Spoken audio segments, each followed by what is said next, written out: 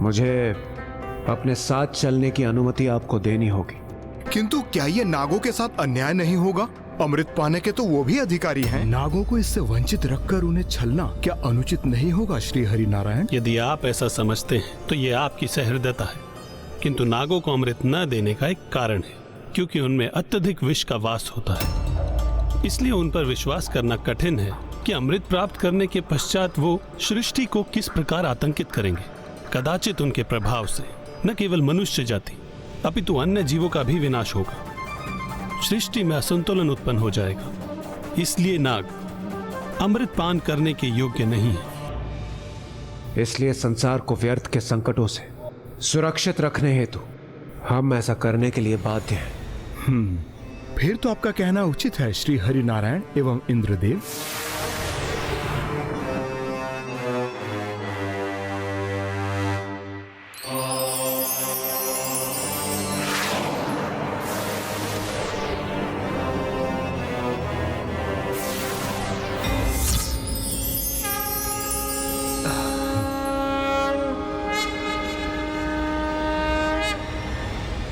प्रणाम प्रभु। फिर देव विनीता के पुत्र गरुड़ देव अमृत तो लेकर आए, किंतु उसके साथ छिपा लाए उस छलिए देवराज इंद्र को। चाहते आप लोगों को क्यों? आपके साथ छल कर सके, कपट कर सके, इसी कारण।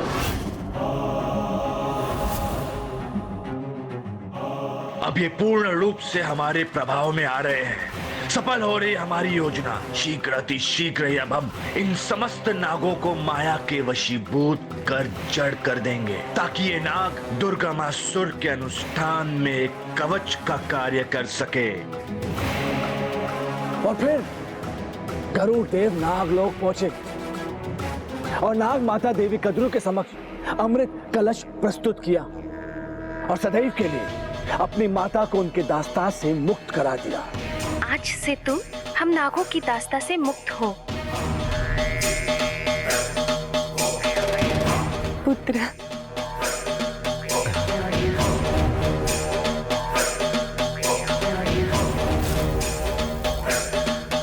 और फिर जैसे ही नाग माता कद्रू अपने संतानों को अमृत प्रदान कर रही थी, ठीक उसी समय देवराज इंद्र वहां प्रकट हुए।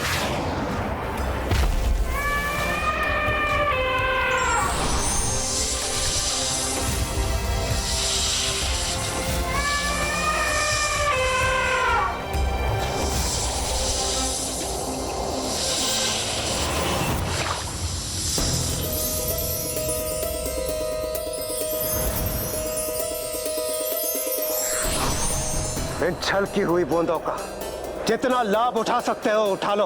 अमृत की बूंदों को पीने के लिए जब नाग संघर्ष करने लगे तो खड़क के समान तीक्ष्ण धार से युक्त उन घासों के कारण ही उनकी जिह्वा दो भागों में विभक्त हो गई। इसीलिए नाग देवराज इंद्र और अन्य देवताओं को अपने दो भागों में विभक्त जिह्वा के लिए दोषी मानते हैं। और मुझे ज्ञात है वो दुष्ट मायासुर नागों की उसी सुप्त घृणा को जागृत करने का प्रयास करेगा।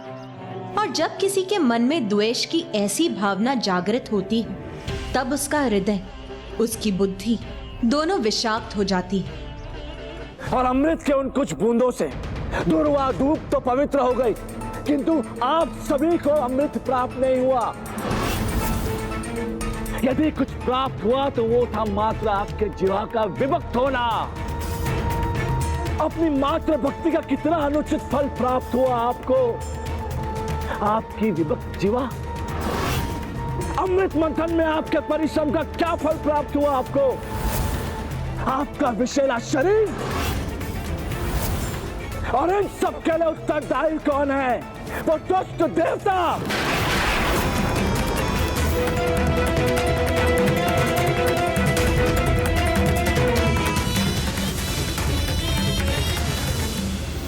ओम गण गणपतये नमः। ओम गण गणपतये नमः। ओम। उचित ही तो कह रहा है वो असुर। देवताओं ने हमसे इतना बड़ा छल किया और फिर भी हम सदा देवताओं का ही साथ देते हैं। अब समय आ गया है कि अब हमें देवताओं के विरुद्ध असुरों का साथ देना चाहिए। ये आप क्या कह रही हैं देवी? अपने विवेक को जागृत कीजिए। आज ही तो भ्रमजाल से मुक्त हुई हूँ मैं। आज ही मेरा विवेक जागृत हुआ है। उचित अनुचित का भेद कर पा रही हूँ मैं। भ्रमित तो वो असुर कर रहा है आपको और नागलोक के अन्य वासियों को।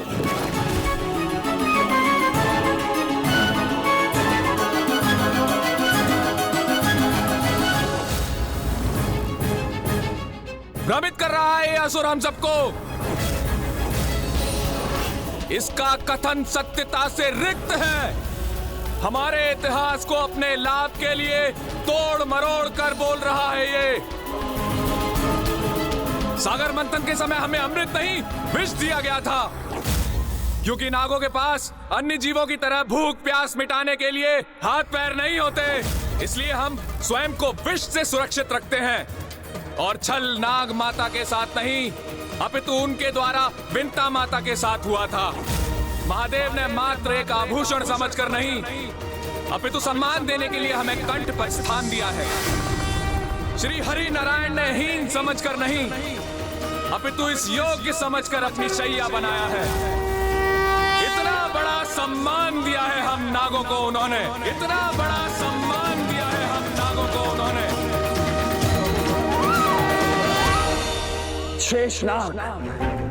शेषनाग तो स्वयं भ्रम में है। पक पक पर छल करने वाले, आपके साथ कपट करने वाले देवताओं का साथ दिया है शेषनाग ने। आप सर्वशक्तिशाली नागों को तो हमारे साथ होना चाहिए, मायासुर के साथ,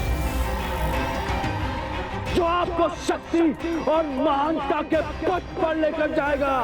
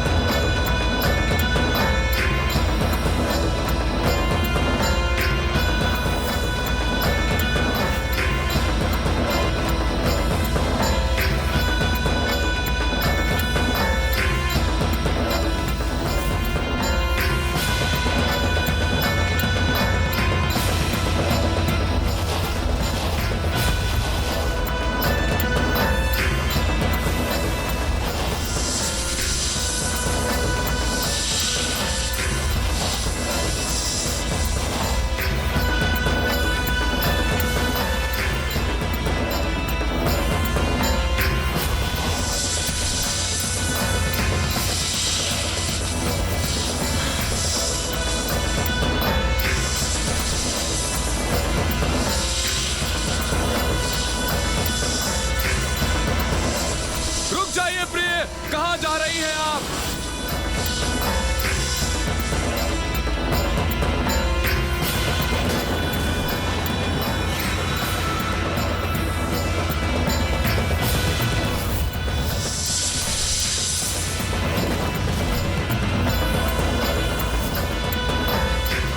प्रिय, रुक जाओ प्रिय, रुक जाओ, रुक जाओ प्रिय।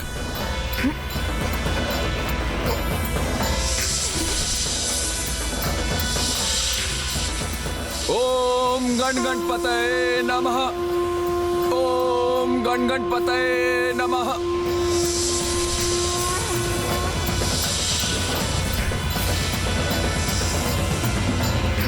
रुक जाओ प्रिय, ऐसा अनर्थ मत करो। उसके किसी भी कथन पर विश्वास मत करो। रुक जाओ प्रिय, रुक जाओ।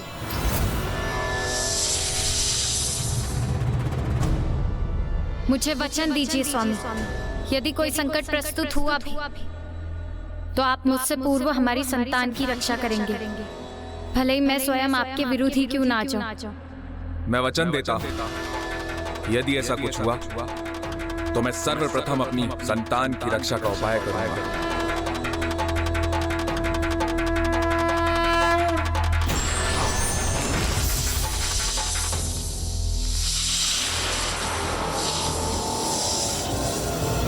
यदि ये उस दुष्ट की कुटिल योजना है तो हम अभी जाकर नागों की रक्षा करेंगे। नहीं पुत्र, नागों की रक्षा तो एकमात्र गणेश ही कर सकता है, और ये दायित्व तो पुत्र गणेश को ही संभालना होगा।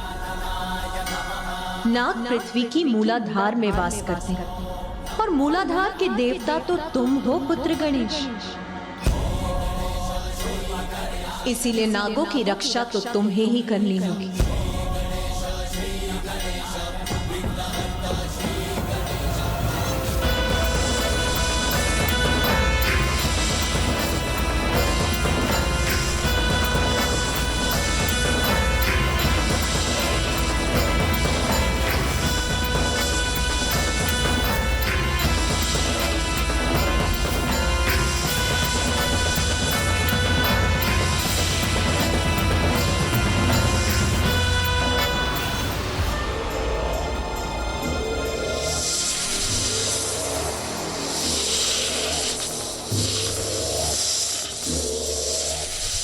अब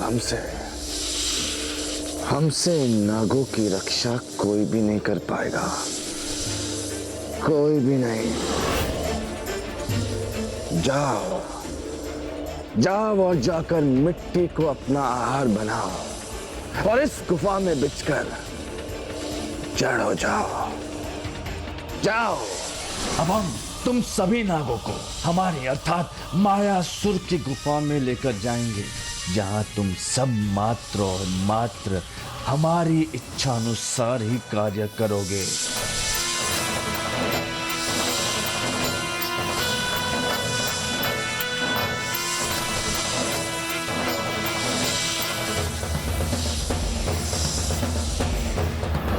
जय मां, जय जय तामसिक माता।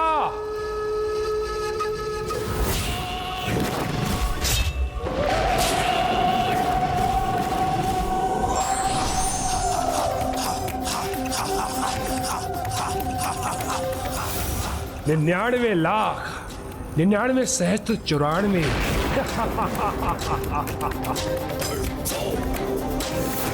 अनुष्ठान की गणना अब कोठी तक पहुंचने वाली है। अब तक न कोई बांधा न विघ्न, और इस देवी आदि शक्ति को पराजित करने के लिए 94 करोड़ बार के अनुष्ठान को पूर्ण करके ही रहेगा ये दुर्गमासुर।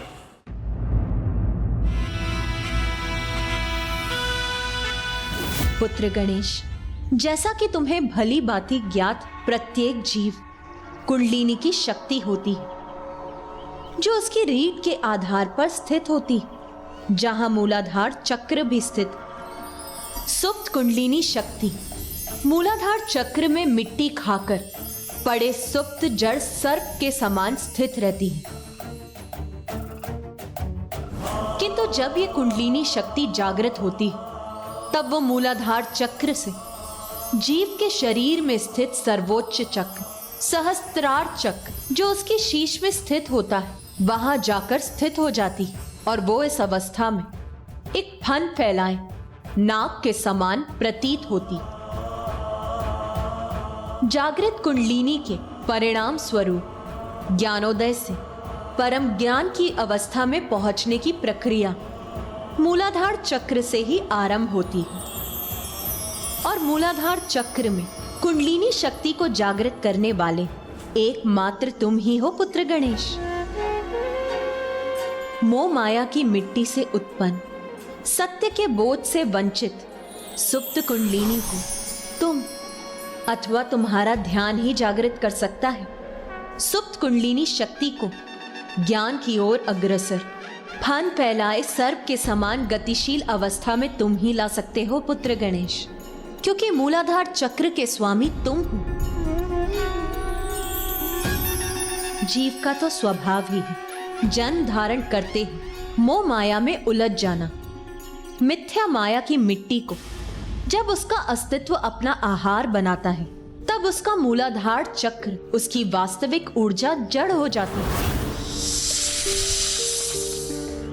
मायावी शक्ति का स्वामी मायासुर नागों के साथ भी कुछ ऐसा ही कर रहा होगा। जिस प्रकार जीव के शरीर में मूलाधार चक्र कुंडलिनी के नीचे स्थित होता है, उसी प्रकार संसार का मूलाधार नागलोक में ही स्थित।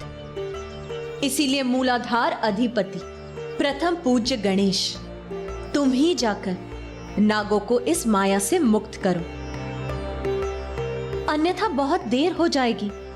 क्योंकि यदि दुर्गमासुर नागों को अपना कवच बनाकर स्वयं को सुरक्षित रखकर अपना अनुष्ठान पूर्ण करने में सफल हो गया, तो फिर उसे युद्ध में पराजित करना बहुत कठिन होगा पुत्र।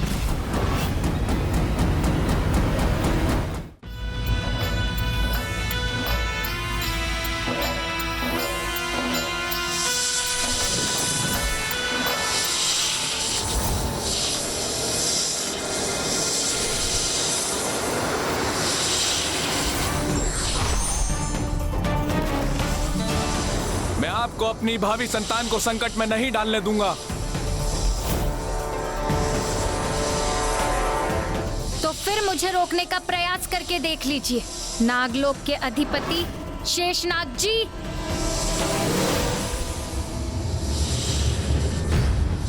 नागलोक के राजा शेषनाग जी अब तक हमारी माया से वशीभूत नहीं हुए, किंतु हम भी देखते हैं कि कब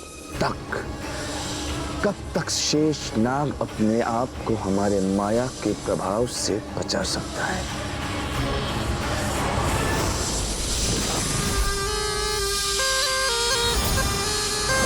नागों की रक्षा का दायित्व तुम्हारा है पुत्र गणेश।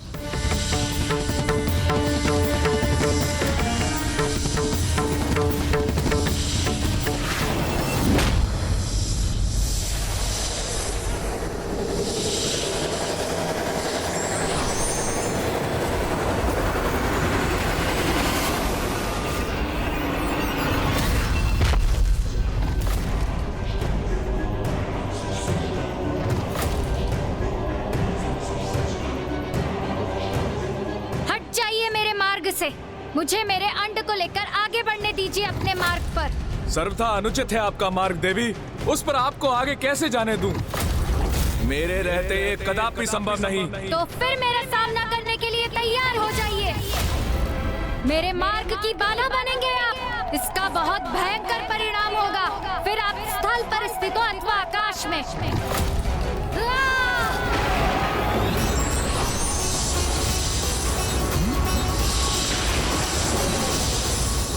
समस्त नाग और उनकी नाग रानी तो हमारे मायासुर के वश में आ चुकी हैं। अब मात्र एक बार उस शेष नाग को भी हम अपने वश में कर लें, उसके पश्चात सफल हो जाएगा दुर्गमासुर का अनुष्ठान और पराजित होगी वो आदि देवी शक्ति भी। हमारी बात मानिए प्रिय।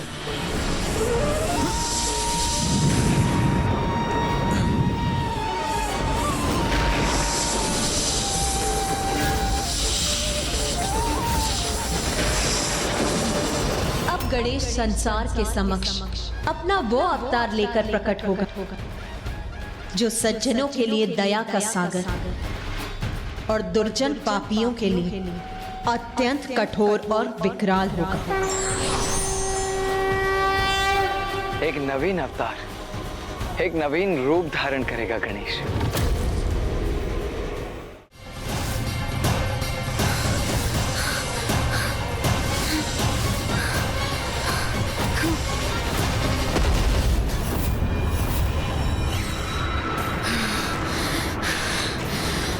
देवी नागलक्ष्मी स्वयं को नियंत्रित करने में सफल हो गई, अन्यथा वो अनर्थ हो जाता जिसके लिए मैं स्वयं को कभी क्षमा नहीं कर पाता।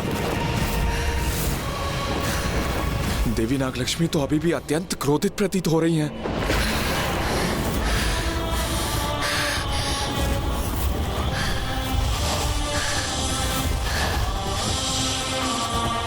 प्रिय, मुझसे युद्ध करने की इच्छा को नहीं, अभी तो पुनः अपने विवेक को जागृत कर लौटिए यहाँ। आपसे युद्ध करने के लिए मुझे बाध्य मत कीजिए देवी। मूषक जी, हमारा गंतव्य स्थान नागलोक तो पृथ्वी के मूलाधार अर्थात उसके महातल में स्थित है, जो क्रमशः अतल लोक, वितल लोक, सुतल लोक और फिर अंततः तलातल लोक को पार करने के उपरांत स्थित है। वही नागों का निवास स्थान है मूषक जी।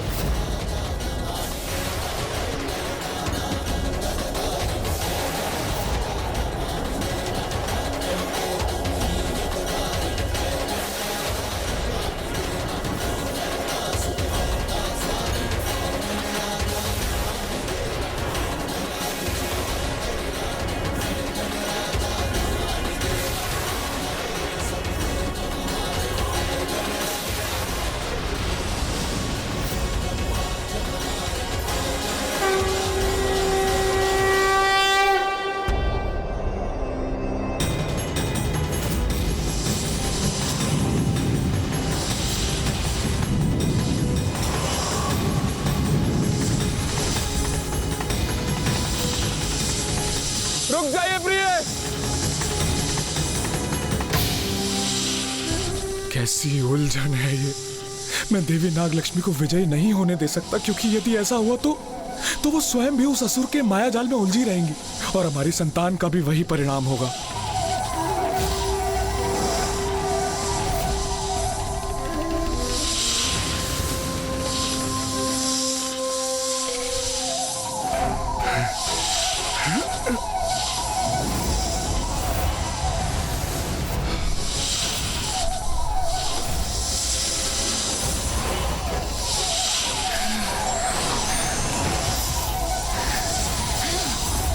रुक जाओ प्रिय।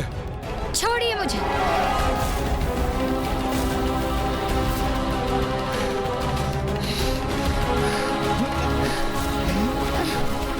छोड़िए मुझे, मुक्त कीजिए। प्रिय, अपने विवेक को जागृत कीजिए, जागृत कीजिए अपने विवेक को। छोड़िए मुझे। मुक्त होइए आप उसके माया जाल से प्रिय। लौट आइए, पुनः मेरे पास आ जाइए।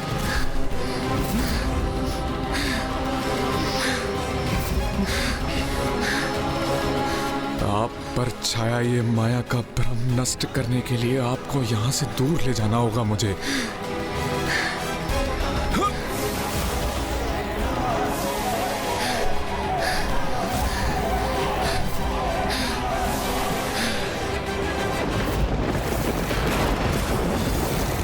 नागलोक के राजा शेष नाग हमसे चतुराई करने का प्रयास कर रहे हैं। अपनी पत्नी को मायासुर के माया के प्रभाव के क्षेत्र से दूर लेकर जाना चाहते हैं। हाँ, किंतु स्मरण रहे, मायासुर की माया से बचना कठिन ही नहीं, असंभव है, असंभव।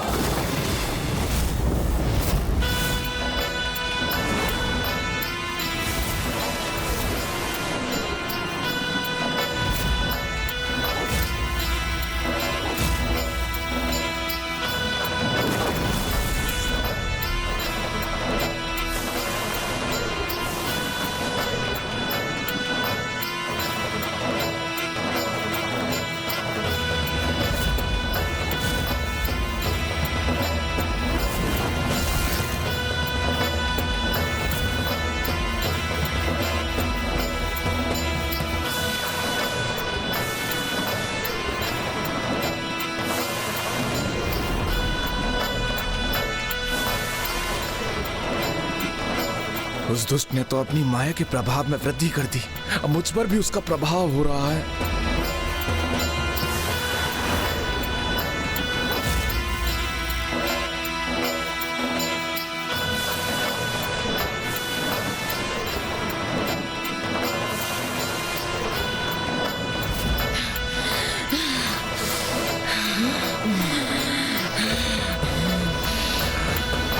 इनकी जकड़ तो क्षण पड़ गई है। यही उचित अवसर है अपने समस्त बल का प्रयोग कर इस चक्कर से मुक्त होने का।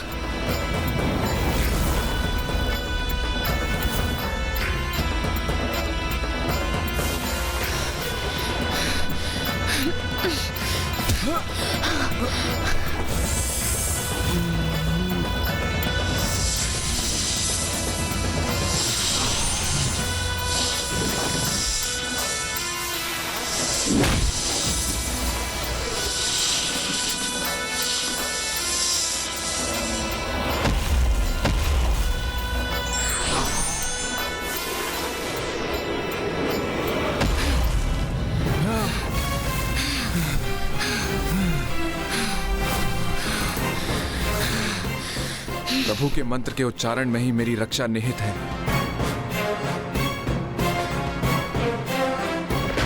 ओम गण गणपतये नमः। ओम गण गणपतये नमः।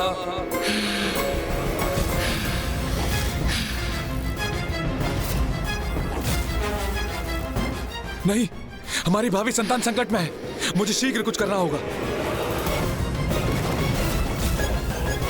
अब और नहीं रुकूंगी मैं। अपने प्रहार से आपका आहत रख कर आगे बढ़ूंगी मैं। कैसी विडंबना है ये। वहां जिस अंड में मेरी भावी संतान का जीवन पनप रहा है वो संकट में है, और इधर मेरी पत्नी की बुद्धि पर माया की छाया है। मैं करूं तो करूं क्या करूं? हे मूलाधार के स्वामी, प्रथम पूज्य गणेश जी, अब आप ही मेरी सहायता कर सकते हैं। कहाँ गए नागलोक के समस्त निवासी? मुझे यहाँ पहुँचने में विलंब हो गया मूषक जी। माँ ने जिसके प्रति सावधान किया था हमें, वो घटित हो गया। वो दुष्ट मायासुर अपनी माया का जाल बुनकर नागों को भ्रमित कर दुर्गमासुर की रक्षा हेतु उन्हें अपने साथ ले गया है।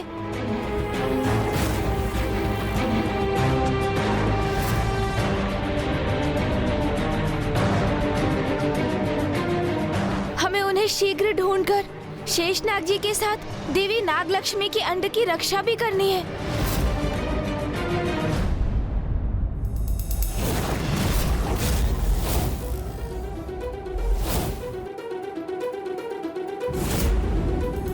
किंतु मुझे वचन दीजिए स्वामी, यदि कोई संकट प्रस्तुत हुआ भी तो आप मुझसे पूर्व हमारी संतान की रक्षा करेंगे।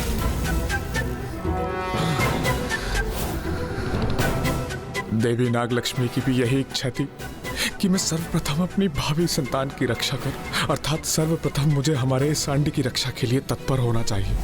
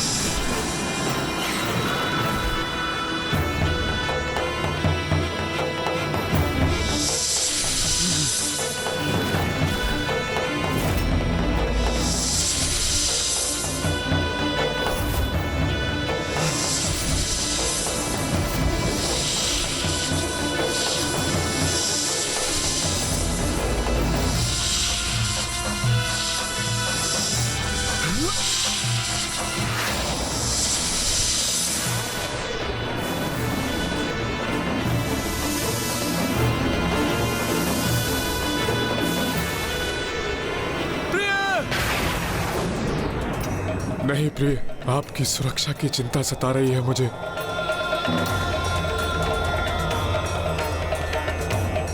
सर्वप्रथम मेरी अपनी संतान की रक्षा सुनिश्चित करना अनिवार्य है, फिर मैं आपको यहां से सुरक्षित ले जाने के लिए भी लौटूंगा।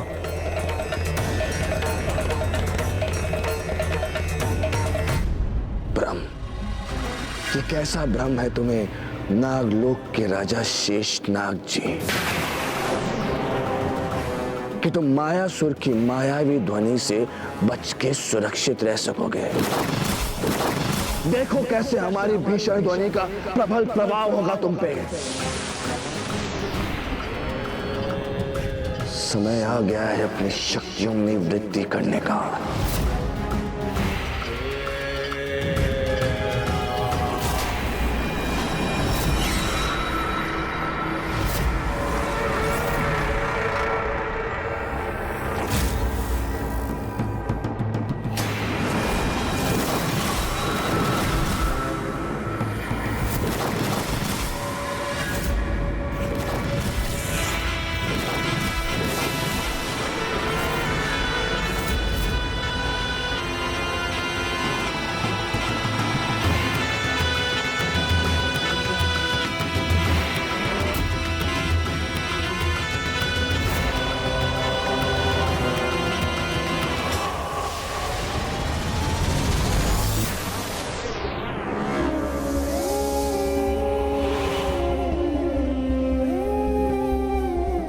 कैसा अनर्थ हो गया ये। सभी नाग प्रभावित हो गए इस दुष्ट की माया से।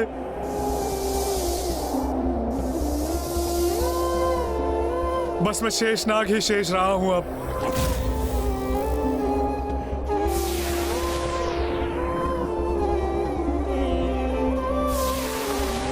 अब तो आप ही हमारा संकट दूर कर सकते हैं प्रभु।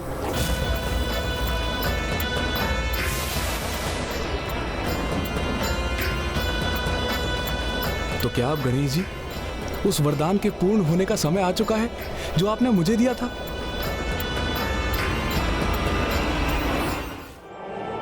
आपने मेरे पुत्र रूप में प्रकट होने का वरदान दिया था मुझे। अब उसे पूर्ण करने का समय आ गया है प्रभु। मेरी सहायता करें और इस दुष्ट की माया को नष्ट कर हमें इस महासंकट से मुक्ति दिलाएं प्रभु। अब नागों की कुशलता आप पर ही निर्भर है प्रभु। सहायता करें, सहायता करें प्रभु। अब मैं करूं तो क्या करूं मूषक जी? मुझे आभास हो रहा है कि नागलोक के नाग संकट और कष्ट में है और मुझे किसी निष्ठावान भक्त की गुहार भी सुनाई दे रही है। ओम गण गणपतये नमः।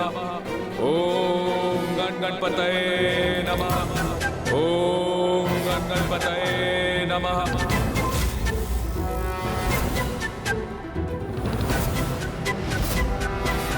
हृदय की पुकार तो सदा उचित दिशा निर्देश देती है हमें, इसलिए हमें सदैव उस पर ध्यान देना चाहिए और उसके ही अनुसार कर्म करने चाहिए। इस समय मेरे हृदय में शेषनाग जी के स्वर में मेरा आवाहन मंत्र गूंज रहा है, अर्थात वही मुझसे सहायता करने की प्रार्थना और गुहार कर रहे हैं। ओम गण गणपतये नमः। ओम गण गणपतये नमः। शीघ्रता कीजिए मूषक जी, चलिए। ओम गण गणपतये नमः। ओम गण गणपतये नमः। ओम गण गणपतये नमः।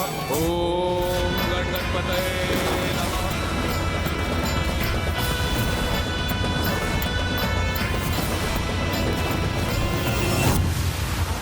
शेषनाग जी का स्वर तो इस दिशा से आ रहा है, अर्थात मुझे इसी ओर बढ़ना चाहिए।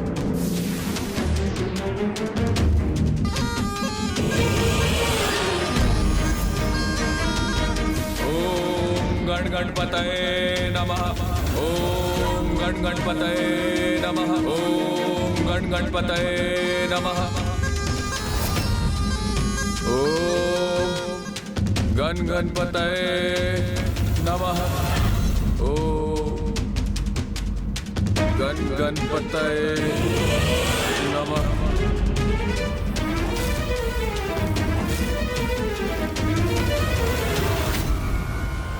ओम गण गणपतये नमः। ओम गण गणपतये नमः।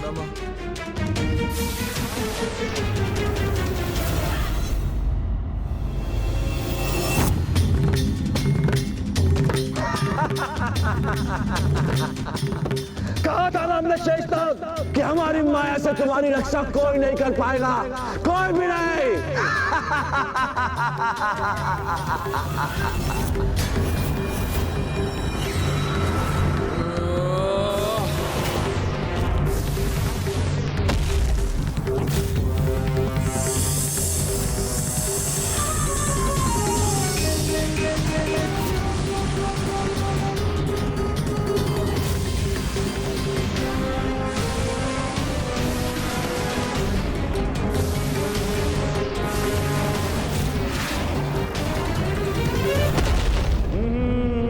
मायासुर की मायावी नगरी में तुम्हारा स्वागत है शेषनाग। तुम्हारे अंड को खंडित करने का हमारा कोई विचार नहीं था, लेकिन तुमने सुना तो है ना कि गेहूं के साथ घुन को भी पीसना पड़ता है। तुम्हारे भूमि पे गिरते ही तुम्हारा अंड भी भूमि पे गिरा और खंडित हो गया, अर्थात तुमने उसे सदैव के लिए खो दिया। अब तुम निसंतान रहोगे, निसंतान, निसंतान, निसंतान।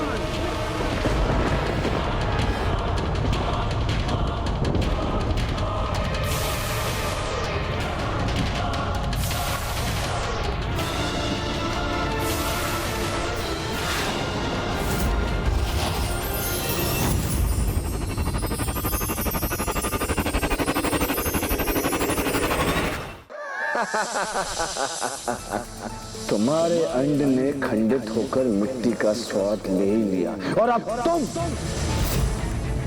तुम भी जाओ और मिट्टी खाओ और अपनी पत्नी और अन्य नागों के बाती जाकर इस गुफा में स्थित हो जाओ और हमारे मित्र दुर्गमासुर की रक्षा करो। जाओ। नागलोक के राजा शेष नाग हमारे वशीभूत हो गए, मायासुर के माया के प्रभाव में आ गए।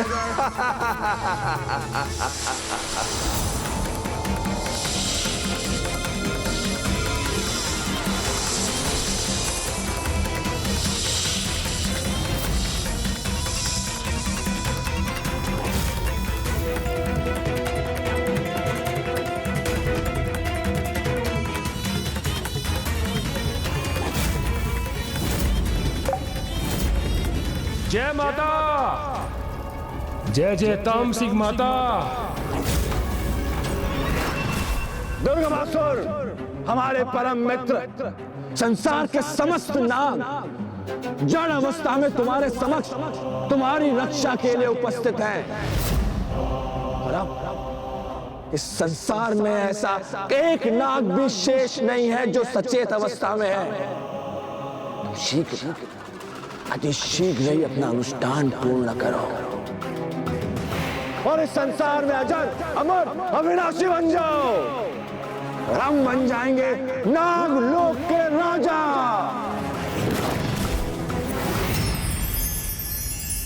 प्रथम पूज्य विघ्नहर्ता गणेश जी, आपने मेरे पुत्र रूप में प्रकट होने का वरदान दिया था मुझे।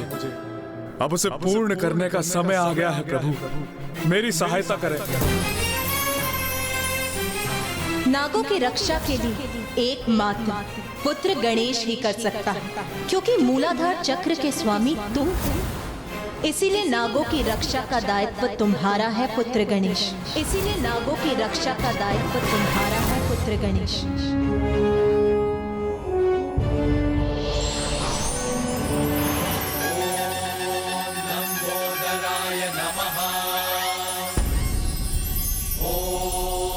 एकदन्ताय नमः। ओम बुद्धिदाताय नमः। ओम सिद्धिदाताय नमः।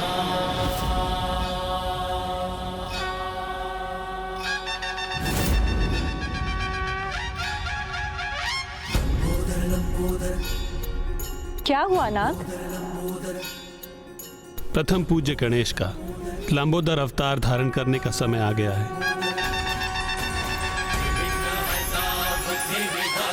जय जय गजानन हे सिद्धिदाता लंबोदर लंबोदर। और विद्या के तुम ही हो दाता, है ज्ञान भंडार तुम में समाता। प्रेम से जाप प्रभु का है गाता, मोह माया से है सदा पार पाता। विघ्नहर्ता बुद्धि विधाता, जय जय गजानन हे सिद्धिदाता लंबोदर लंबोदर।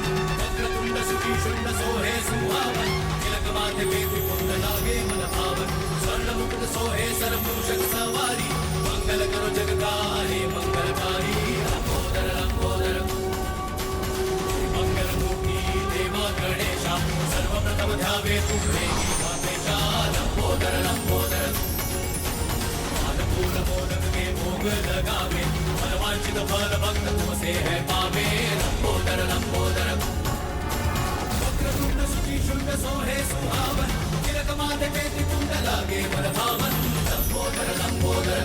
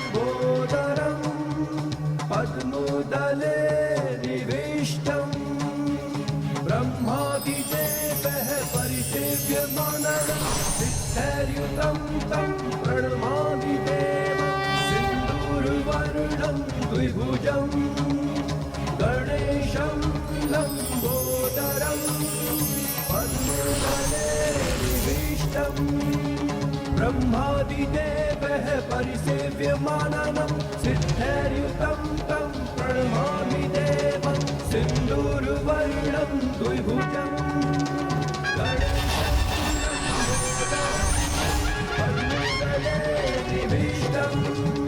ब्रह्मादिदेवः परिसेव्यमाननं सिद्धैर्युतं तं प्रणमामि देवं। इस संसार के सभी जीवों के जन्म के समय उसकी कुंडलिनी शक्ति और चक्र सुप्त अवस्था में होते हैं, किंतु प्रथम पूज्य गणेश के लंबोदर अवतार में उनकी कुंडलिनी शक्ति और समस्त चक्र पूर्व से ही जागृत और सक्रिय हैं। यही तो उद्देश्य है गणेश के लंबोदर गणेश अवतार का।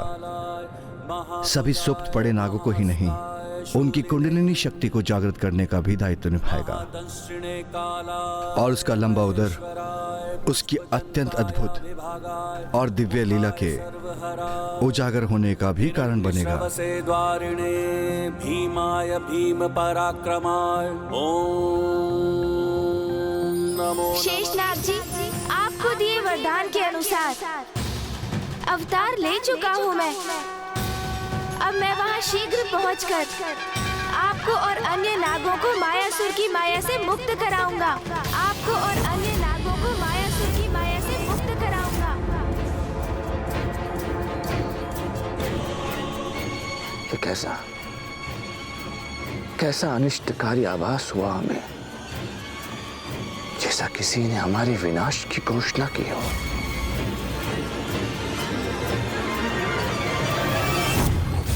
मायासुर ने तो अपनी असीम माया से अपने पिता ब्रह्मदेव को भी प्रभावित कर लिया था। उसकी माया को पराजित करने के लिए मुझे प्रस्थान करने से पूर्व प्रभु श्री महागणपति जी का अभिनंदन कर उनका आशीष प्राप्त करना चाहिए।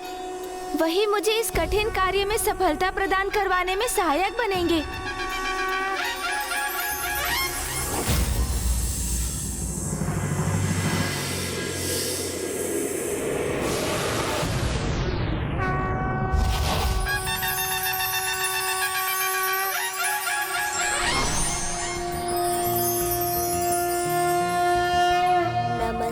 ब्रह्मरूपाय विष्णुरूपाय ते नमः।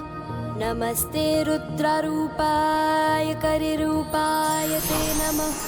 विश्वरूप स्वरूपाय नमस्ते ब्रह्मचारिणे भक्तप्रियाय देवाय नमस्तुभ्यं विनायक। महागणपति जी, ये आपकी कैसी अद्भुत लीला है। इसके पीछे क्या संकेत छिपा है मेरे लिए? ये उस परम सत्य का सूचक है पुत्र गणेश, जिसे संसार के अधिकांश जीव देखने और समझने में असमर्थ रहते हैं।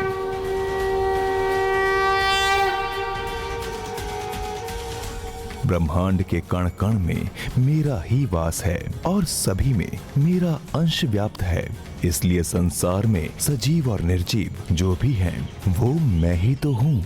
संसार का कोई भी अस्तित्व मुझसे भिन्न नहीं, सभी मुझसे संपूर्ण होते हैं, क्योंकि मैं ही सर्वथा संपूर्ण हूँ, परम ब्रह्म ईश्वर हूँ।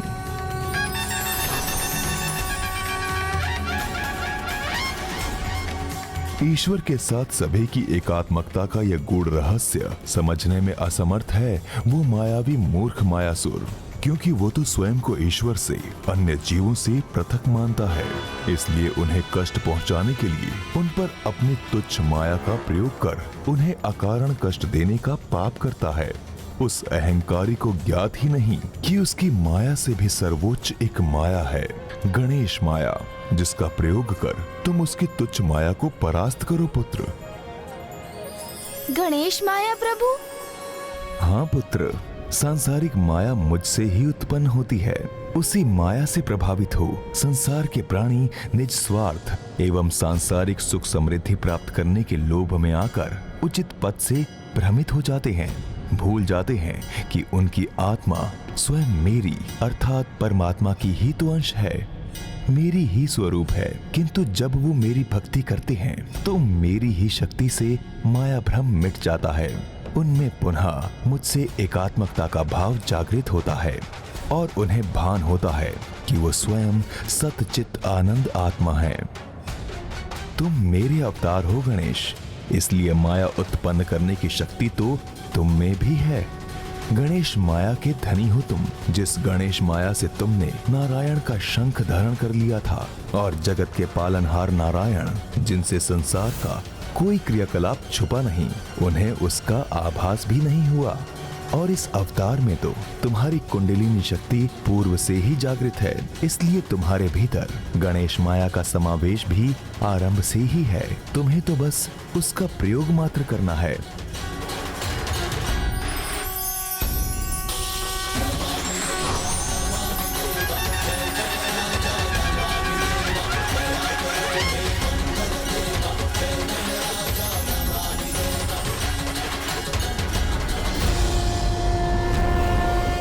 यही गणेश माया है। अब इसका उचित उपयोग कर सृष्टि की रक्षा करो।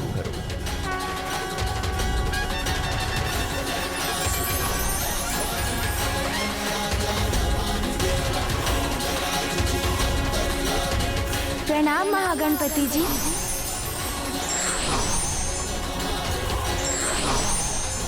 अपनी माया का बहुत प्रयोग कर लिया तुमने मायासुर, किंतु अब तुम्हें गणेश माया का अनुभव करना होगा।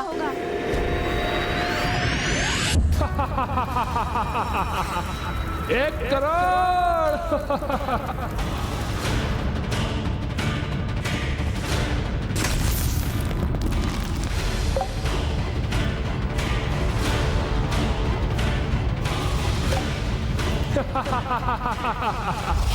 जय माता, जय जय तामसिंह माता।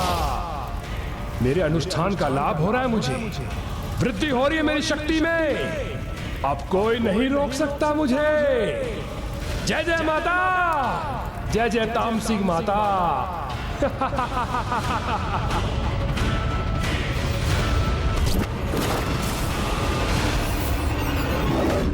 क्योंकि इससे पूर्व जो असंभव था, वो आज हमने मायासुर ने अपनी माया के प्रभाव से संभव कर दिखाया। संसार के समस्त नागों को हमने अपनी माया से जड़ कर दिया। जड़ बुद्धि अज्ञानी असुर ये नहीं समझते कि जब भी किसी ने अहंकार के मद ऊंची उड़ान भरने का भ्रम पाला है, तो उस भ्रम के पर कटते हैं वो विनाश के उतने ही गहरे गर्भ में जा गिरा है। संसार में इसके अनेकों उदाहरण उपलब्ध, फिर भी ये मूलमती ये समझने में असमर्थ है कि बल के आधार पर अन्याय करने वालों का अंत करने हेतु कोई उनसे भी अधिक बलशाली अवश्य प्रकट होता है। और ये भी सत्य है कि जब भी कोई दुष्ट अति करता है तो उसके संहार में अधिक समय नहीं लगता। अर्थात अब अनुज गणेश अपने लंबोदर अवतार में शीघ्र ही धर्म और न्याय की शक्ति बन दुष्टता का विनाश करने वाला है।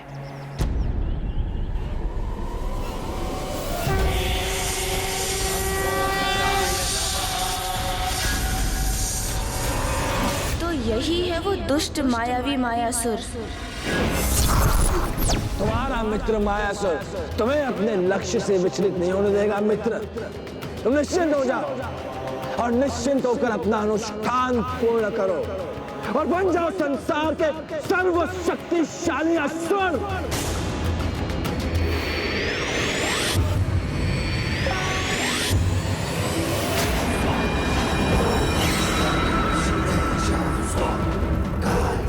अभी तो 2 ही भुजाएं थी मेरी, किंतु अब इन चतुर्भुजाओं के साथ मेरे अनुष्ठान की गति और दुगनी हो जाएगी। जय माता, जय जय तामसिक माता। 1 करोड़ दो।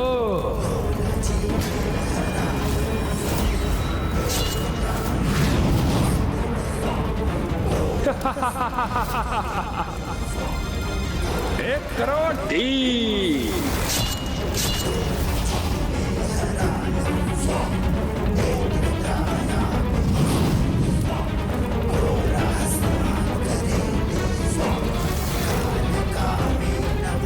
एक करोड़ 6।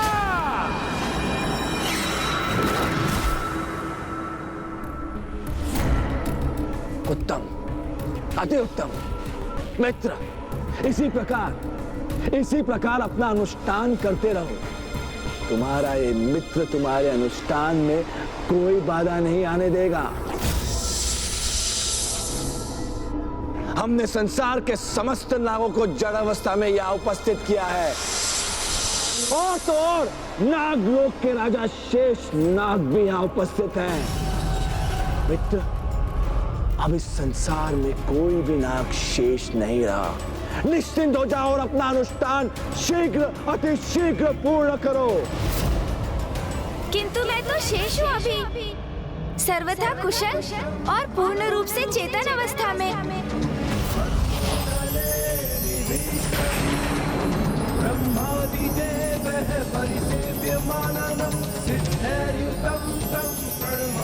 ये किसका स्वर है?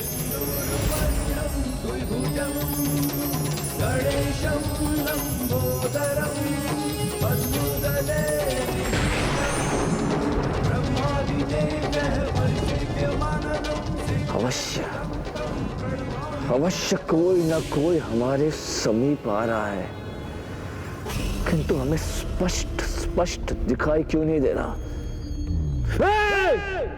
कौन है तू? समक्ष हमारा परिचय दे अपना।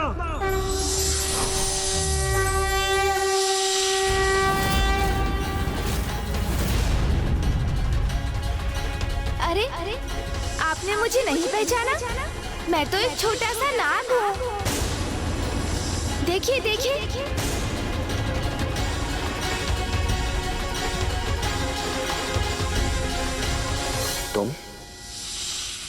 तुम कैसे शेष रह गए? क्योंकि कोई भी नाग हमारी माया के प्रभाव से मुक्त नहीं हुआ। सबको जड़ कर दिया है हमने। अच्छा, सभी नागों को जड़ किया है आपने? हाँ। कदाचित ये सत्य नहीं, मात्र भ्रम है आपका। किंतु आपकी माया से मुक्त मैं ही नहीं, मेरे साथ मेरे अन्य सहयोगी भी शेष हैं अभी। कहाँ है तुम्हारा सहयोगी नाग? बताओ हमें, कहाँ है तुम्हारा सहयोगी नाग? अरे, उनसे भेंट करने के लिए आप इतने अधीर क्यों हो रहे हैं? तनिक धैर्य तो रखिए, मुझे अपनी चुटकी की ध्वनि तो करने दीजिए।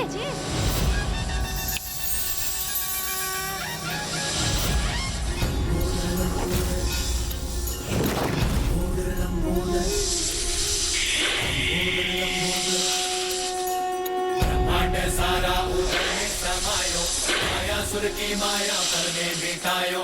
सृष्टि पे संकट है जब कोई आयो, महिमा से अपनी प्रभु ने बचायो। लंबोदर लंबोदर लंबोदर लंबोदर।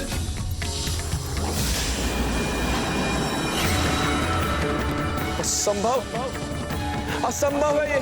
इतने सारे नाग कैसे शेष आ गए? असंभव। ये तो है ही, किंतु एक और नाग भी शेष है अभी, जिसे देखकर आप चकित रह जाएंगे।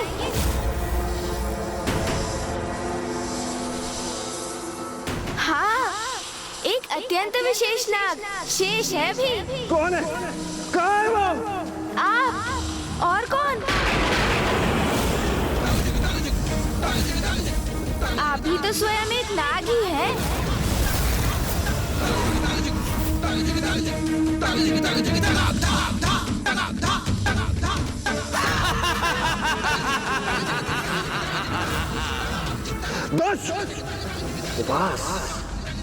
उपास कर रहा है हमारे साथ, हाँ? मायासुर के साथ। वह कहां से हम नाग प्रतीत हो रहे हैं? हम असुर हैं, असुर, मायावी असुर, अत्यंत ही शक्तिशाली और मायावी मायासुर। ध्यान से देखो हमें, ध्यान से, ऊपर से लेके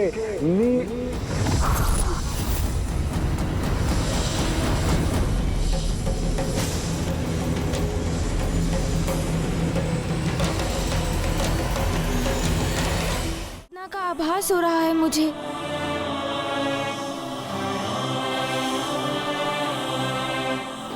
तुम्हारे अंड ने खंडित होकर मिट्टी का स्वाद ले ही लिया, और अब तुम भी जाओ और मिट्टी खाओ और अपनी पत्नी और अन्य नागों के बाती जाकर इस गुफा में स्थित हो जाओ।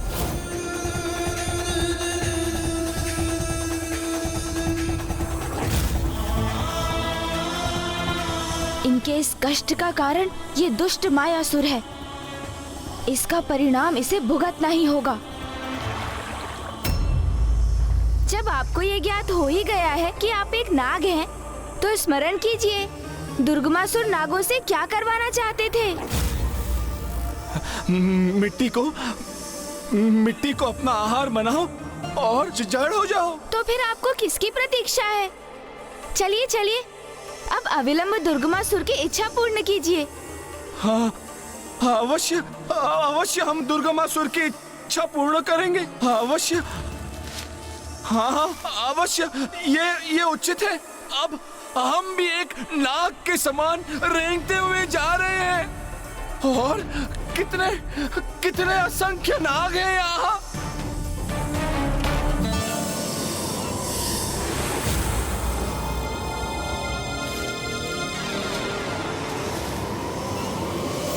जो माया से अन्य जीवों की दुर्दशा करते हैं, समय आने पर स्वयं उनकी भी वैसी ही दुर्दशा होती है।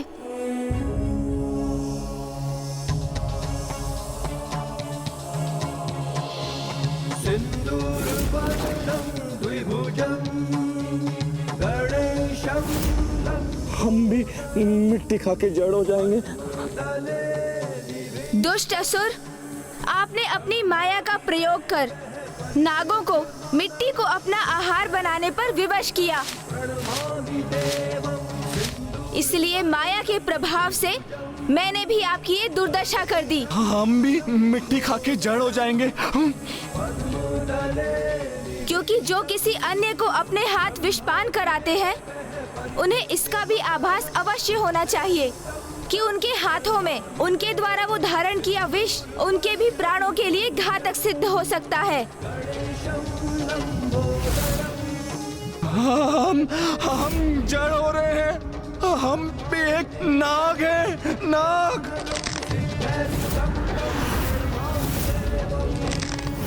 जय माता, जय जय तांत्रिक माता। 2 करोड़। एक दुष्ट का उपाय तो कर दिया मैंने, किंतु ये दूसरा दुष्ट दुर्गमासुर, इसे रोकने का भी कोई उपाय शीघ्र करना होगा मुझे।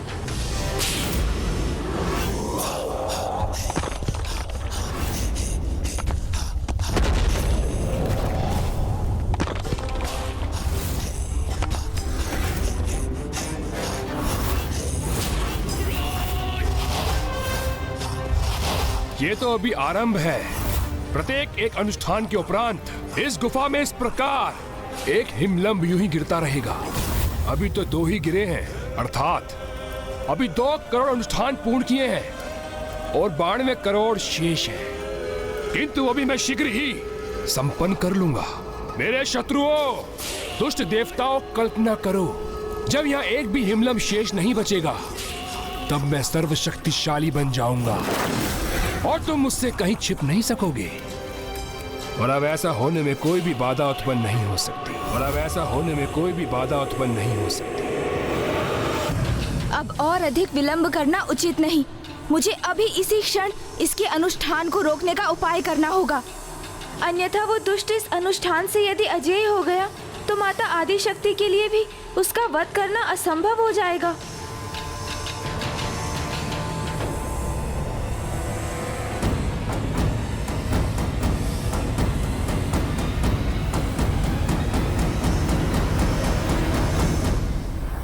इस दुष्ट दुर्गमासुर ने अपनी सुरक्षा हेतु नागों को इस प्रकार यहाँ बिछाया है कि उन्हें पार कर आगे बढ़ना असंभव है।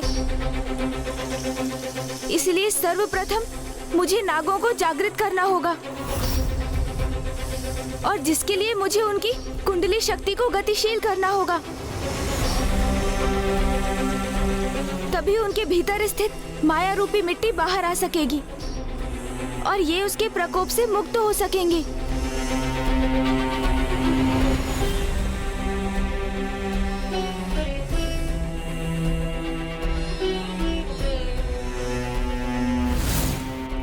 हम जड़ हो रहे हैं, हम भी एक नाग है, नाग।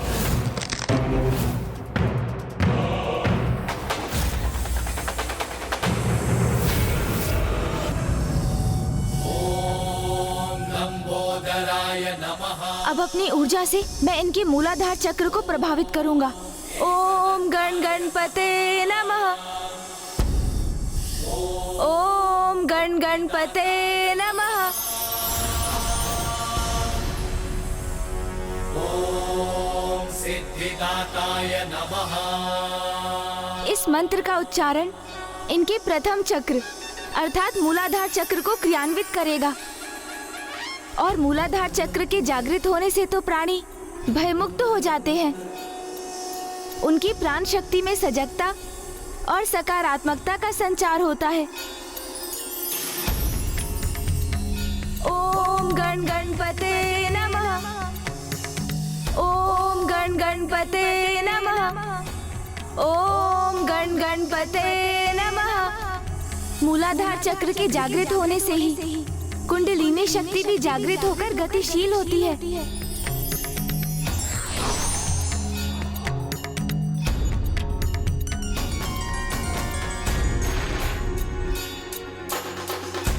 अति उत्तम। अब ये जागृत होती कुंडलिनी शक्ति शनैः शनैः समस्त चक्रों को जागृत करेगी। जिस क्रम में अगला चक्र है स्वाधिष्ठान चक्र, जिसकी जागृति जीवों के अवचेतन मन में छिपी पूर्व अनुभवों से उत्पन्न ग्लानि और पीड़ा से मुक्ति दिलाने के साथ उन्हें नकारात्मकता अवगुणों पर विजय प्राप्ति में समर्थ बनाती है, जिनसे मुक्त होकर आत्मा आनंद की ओर बढ़ती है।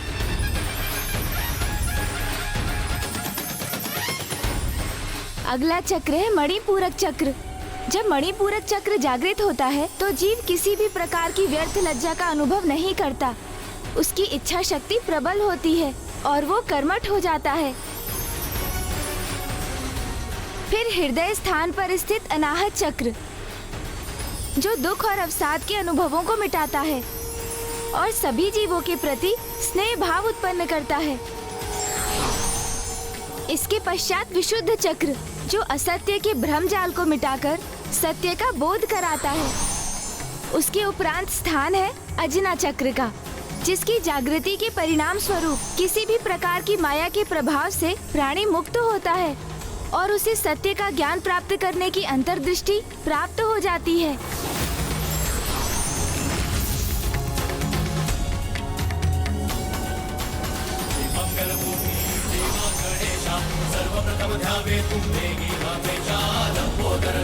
अजना चक्र के जागृत होते ही ये समस्त माया भ्रम से मुक्त हो चुके हैं, और अब जब इनके अन्य समस्त चक्र भी क्रियान्वित हो चुके हैं तो इनकी कुंडलिनी शक्ति पूर्ण रूप से जागृत होकर इनके अंतिम एवं सर्वोच्च चक्र सहस्त्रार को भी क्रियान्वित करेगी। ये चक्र जागृत होकर स्वयं के प्रति आसक्ति पर विजय दिलाता है और सर्वोच्च ऊर्जा अर्थात ईश्वर से सहयोग की संभावना उत्पन्न करता है।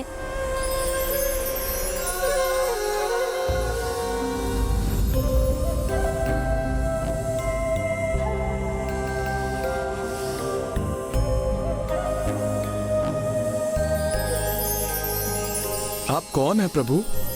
आपकी अपार दिव्य ऊर्जा मुझे मंत्रमुग्ध कर रही है। आपने मुझे नहीं पहचाना? पिताश्री, पिताश्री, पिताश्री, मेरे पुत्र हो तुम? हाँ पिताश्री, मैं आपका पुत्र। मैं आपके समान तेजस्वी पुत्र चाहता हूँ गणेश जी। तथास्तु।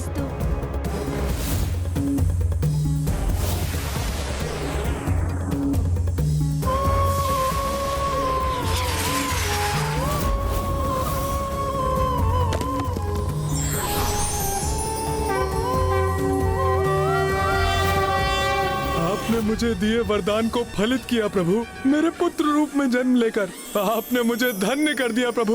आपने मुझे धन्य कर दिया। जय माता, जय जय तामसिक माता, जय तामसिक माता।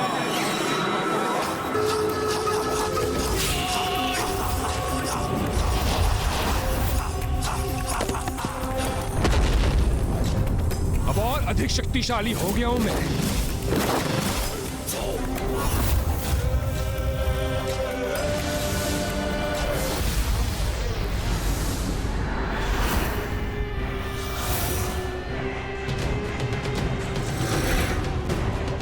जाओ, मिट्टी खाकर जड़ हो जाओ। इस बालक की माया में कैसे आ गए? जय माता, जय जय तामसिक माता। पिताश्री, ये असुर तो बहुत तीव्र गति से अपना अनुष्ठान संपन्न कर रहा है। हमें भी इसे शीघ्र रोकने के लिए कुछ करना होगा, किंतु उसके लिए आपको अति शीघ्र समस्त नागों को जागृत करने में मेरी सहायता करनी होगी। किंतु वो हम करेंगे कैसे? उसी सर्वोच्च मंत्र के प्रभाव से जिसने आपको उस असुर की माया से मुक्त रखा था। ओम गण गणपतये नमः। हाँ पिताश्री, एकमात्र गणेश मंत्र ही उनके मूलाधार चक्र को क्रियाशील कर उनकी कुंडलिनी शक्ति को जागृत करेगा, जिससे उन सभी की चेतना जागृत होगी और वो सभी माया की मिट्टी को उगलकर उसके प्रभाव से मुक्त होंगे। तो मैं सर्वप्रथम तुम्हारी माता देवी नाग लक्ष्मी को जागृत करूंगा। उसका कोई लाभ नहीं होगा। नागलोक के राजा शेष नाग जी।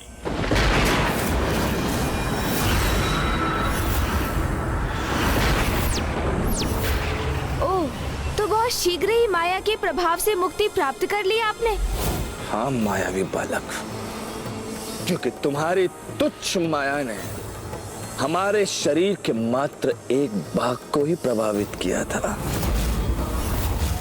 हमारे शरीर के दूसरे भाग तक पहुंचना असंभव है, असंभव। इस दुष्ट ने हम नागों के प्रति जो अपराध किया है उसका दंड देने दो मुझे पुत्र। दंड तो ये अवश्य भुगतेंगे, किंतु आप उसकी चिंता मत कीजिए पिताश्री। शीघ्र नागों को पुनः जागृत कीजिए और दुर्गमासुर को रोकिए आप। इसका उपाय मुझ पर छोड़ दीजिए, अन्यथा ये नागों के साथ पुनः अपनी माया की कोई क्रीड़ा करेगा।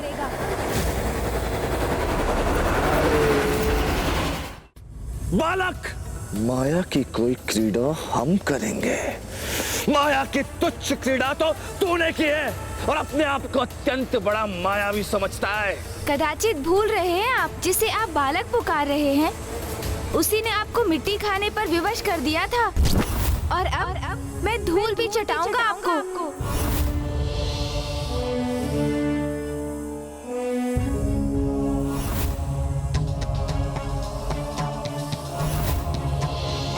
सिंदूरवर्णं द्विभुजं गणेशं लंबोदरं पद्मदले निविष्टं ब्रह्मादिदेवः परिसेव्यमानः। ओम गण गणपतये नमः। ओम गण गणपतये नमः।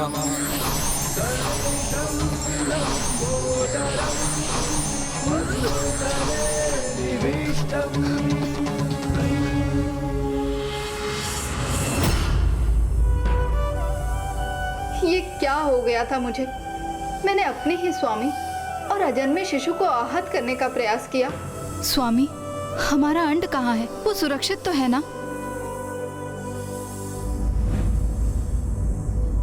जिस माया से आपने नागों के साथ अत्याचार किया, अब मैं उसी माया का प्रयोग कर आपको उचित सीख दूंगा।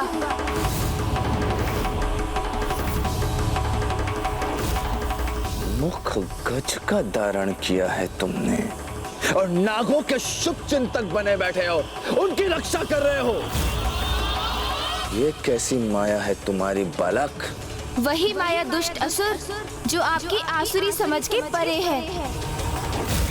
गज हो अथवा कोई नाग, सभी परम ब्रह्म के अंश हैं। इसलिए मूल रूप से सभी एक ही हैं और स्वयं में परिपूर्ण हैं।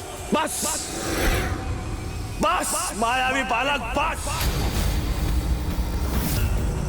प्रतीत होता है कि इतने विशाल उदर में व्यर्थ के संवाद से भरे ज्ञान के उपदेश भरे हुए हैं।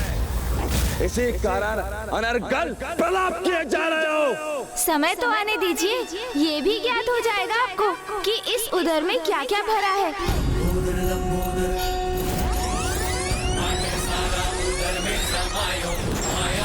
माया पल में मिटायो, लंबोदर लंबोदर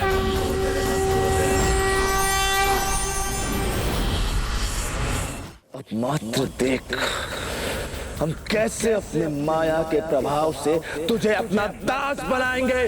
दास!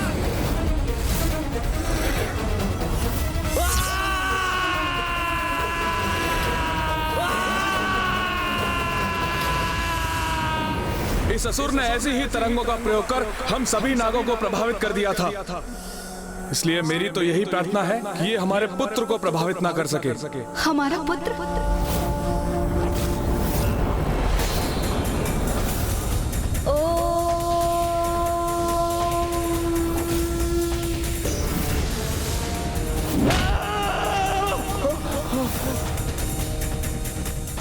हमारा पुत्र इस दुष्ट असुर से निपटने में सर्वथा सक्षम है, इसलिए हमें अन्य नागों को जागृत करने का प्रयास करना चाहिए। तुम कोई साधारण बालक, अभी तो साधारण नाग नहीं, प्रतीत होता है कि तुम्हें उन दुष्ट देवताओं ने भेजा है। किंतु हमें चिंता करने की कोई आवश्यकता नहीं। ये तो आरंभ है, मात्र आरंभ। अब तक हमने अपने वास्तविक शक्तियों का प्रयोग किया ही नहीं। अब देख हमारे वास्तविक शक्तियों का क्या प्रभाव होता है तुम पर। इनकी वास्तविक शक्ति से क्या अर्थ है इनका?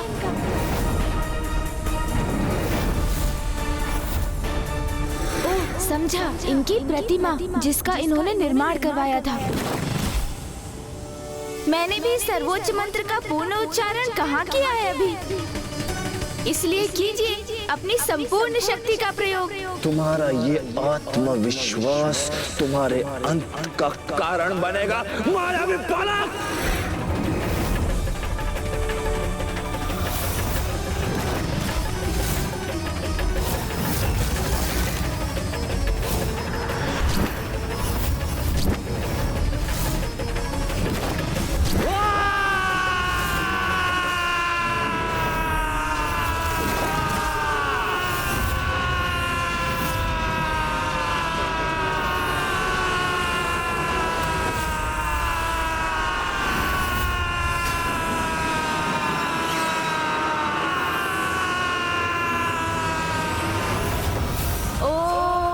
गणपते नमः।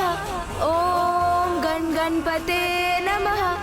ओम गणपते नमः। ओम गणपते नमः। ओम गणपते नमः। ओम गणपते नमः। ओम गणपते नमः। ओम गणपते। ये क्या? हमारी मायावी तरंगे हमारे लिए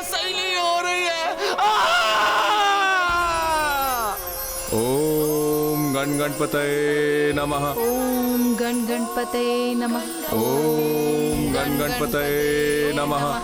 ओम गण गणपतये नमः। ओम गण गणपते नमः। ओम गण गणपते नमः।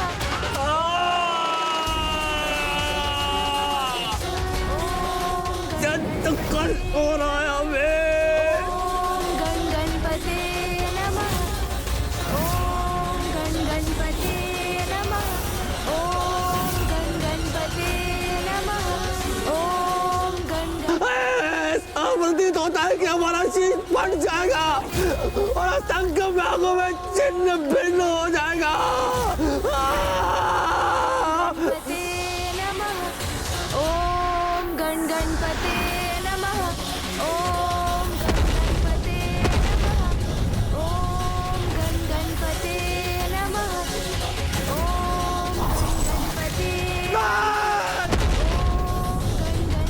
असंभव, असंभव है ये, असंभव।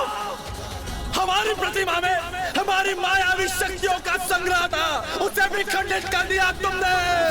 अभी तो उस प्रतिमा का अंत ही देखा है आपने। शीघ्र आप स्वयं अपना अंत भी देखने के लिए विवश होंगे।